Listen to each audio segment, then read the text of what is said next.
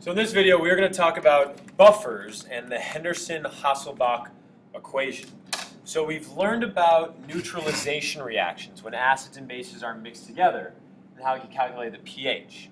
What we're going to talk about now are specific special types of solutions when you have a weak acid and its conjugate base and how to calculate its pH. So let's say you have a weak acid that we're just, acid HA. Okay, this is some weak acid.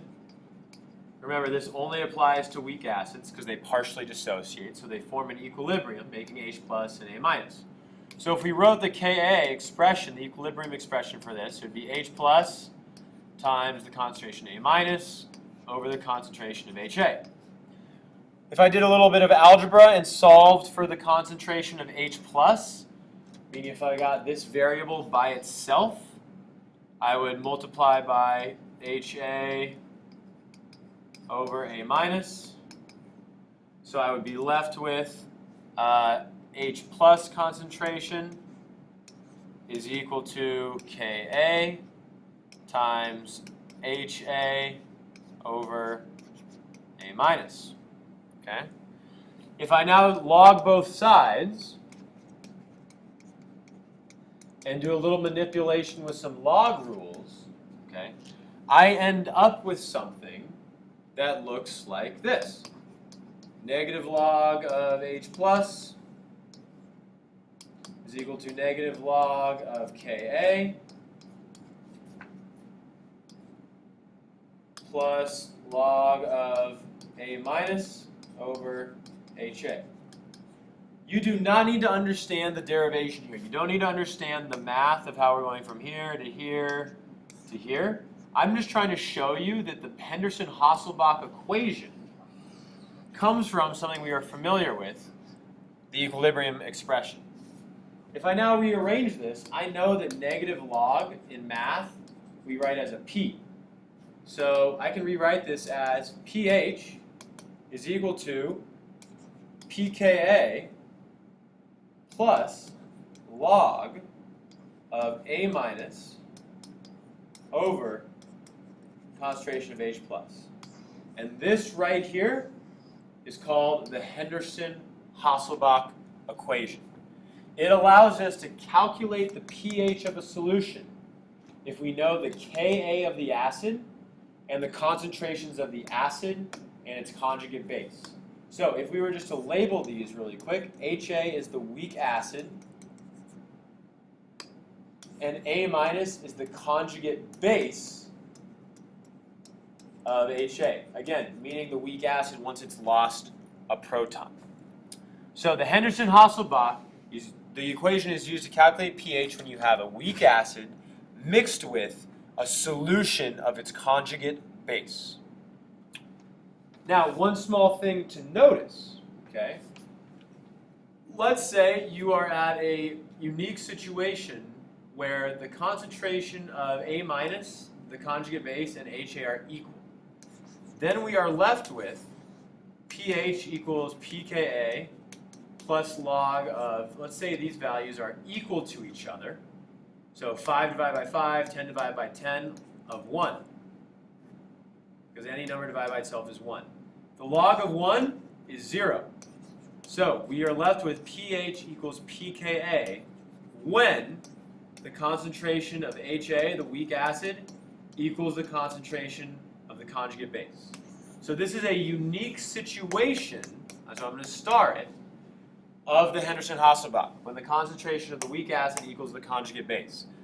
We're going to practice in this video just with using the Henderson Hasselbach equation in its main form. So, for example, let's say you have a question like so. What is the pH of a solution that is made by combining 0.8 molar acetic acid, ooh, that's my weak acid, this is kind of like the HA, with 1.0 molar sodium acetate. Ooh, this is my A minus. This is the conjugate base. I know that because it has the same formula as the weak acid, except the hydrogen is replaced with a metal, Na. So when this dissociates, it's going to make Na plus and C2H3 O2 minus. There's your conjugate base. There's your weak acid. So this should be my warning when I see that, when I have the same kind of anion present, same negative charge, that I'm going to use Henderson Hasselbach. So I'm left with pH equals pKa plus log of A minus over HA. So all I'm going to need to do now is plug in some values. One piece of information that I didn't give you in the problem, I apologize. Ka of this acid is 1.77 times 10 to the negative fifth. Okay? You might have to look that up, like on a problem set problem or something. But usually, in a question on, in this class, you'll be given the Ka. So now let's figure out what the pH is, because that's what the problem is asking for.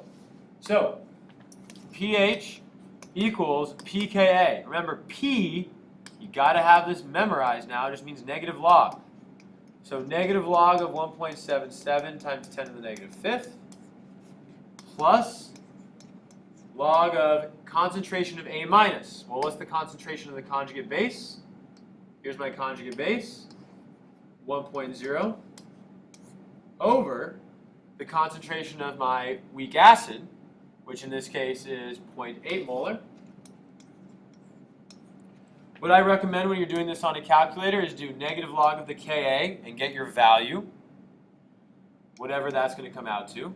Okay, so if you did that on your calculator, you would get, with the negative log of 1.77 times 10 to the negative fifth, you get 4.75 plus log of 1 divided by 0.8. So 1 divided by 0.8. That gives me 0.0969 after I do the log of it, excuse me. So my final answer is going to give me a pH value of 4.849. So the pH of the solution would be 4.849, slightly acidic. Okay. So things to watch out for. Make sure you're plugging in the correct value into the numerator and the denominator. That's a very common mistake students make.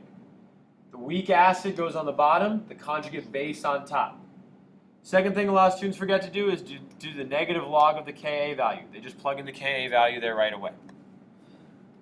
Let's look at another problem. This is the exact same problem, except now we've increased the concentration of the acid to 1.6 molar. So it's the exact same problem. So I'm going to write the Henderson Hasselbach equation. All right. Again, this is 1.0 molar. It's 1.77 times 10 to the negative fifth is the Ka. Let's calculate the pH now. Keep in mind, we doubled the concentration of the acid. It was 0.8. Now it's 1.6. Okay, I have a ton more acid. So let's see what happens to the pH. Well, if I plug in my values, again, it's going to be negative log of my Ka plus log, now this time, of 1.0 divided by 1.6. And if I go ahead and do the math for that, what you should get for a final answer is that the pH of this solution is now 4.58. That's my pH. So let's stop and think. Check. Does that make sense? Well, the old pH was 4.849. Now, I've added more acid. I've increased the concentration times 2. And the pH went down. That makes sense. More acid means lower pH. But look at this. This is kind of interesting. The original, let's use a different color here. This is with 1.6 molar acid. The pH from the problem before was 4.849. 4.849 with 0.8 molar acid. So doubling the concentration barely has any effect on the pH. It doesn't change that much at all. And that's a unique property of solutions when you take a weak acid and mix it with its conjugate base. Anytime you do that, you are forming something that is called a buffer. A buffer. And what a buffer does is it resists change in pH. Okay? which basically, in other words, means it's really hard to change the pH of a buffered solution. You can add a ton of strong acid, you can add a ton of strong base, and the pH is not going to change that much. They're made with a weak acid plus their conjugate base. Okay? So that's like a solution of HA and A minus in its general form. Some other examples, HF is a weak acid, so its conjugate base would be F minus, which you could, with these, come from any form of the salt. So you put any metal with them. So it could be, NaA, NaF, any other compound that makes a salt that has that anion present. How do they actually resist change in pH? How does that work? Well, the reason they work is because they have a lot of extra molecules available to bond with an acid or a base that's added. So let's say, here we go, we have a nice buffered solution. Carbonic acid, this is what's in your blood. H2CO3, this is the weak acid, HA. I'll label it as the weak acid. And here is its conjugate base. I know that because it has one hydrogen missing. So this is a buffered solution. Okay? Now let's say I took some strong acid, HCl, and added in some strong acid. We would expect adding this HCl is going to change the pH significantly. The thing is, since it's a buffer, it's not going to change that significantly at all, because when this dissociates completely, the H pluses are going to be free to react with the weak, the conjugate base, and the Cl minuses are going to be free to react with the extra Na+. So basically, the kind of verb that's used is we would say that the acid is getting quenched.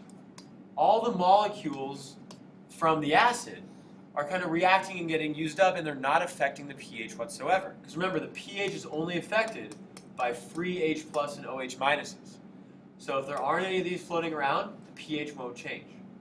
Which we can see here, only one more was added. That's not going to affect the pH significantly. So some big takeaways. Keys to using Henderson Hasselbach equation. Okay. First thing, you need to have a buffer. Okay, so that's the weak acid plus its conjugate base.